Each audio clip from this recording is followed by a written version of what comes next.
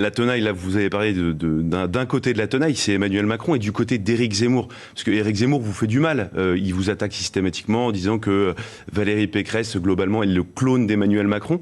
Et il y a quand même un immense paradoxe entre cette attaque et ce que vous nous dites aujourd'hui. Et puis ces électeurs de droite, la base, pour l'instant, il y a peu de ralliement de LR vers Éric Zemmour. Il y a eu, ce matin, c'était Nicolas Dhuicq, l'ancien député LR. Ça a été annoncé ici même au micro d'Europe 1 et de CNews.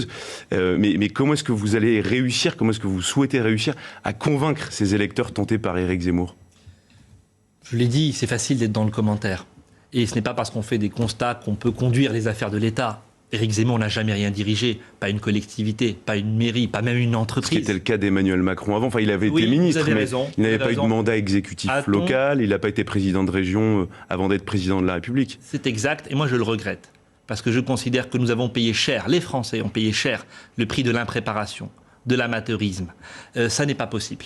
On a besoin aujourd'hui de gens qui ont de l'expérience, qui ont de la compétence, qui sont en capacité, pas simplement de parler, mais de mettre en musique des décisions concrètes.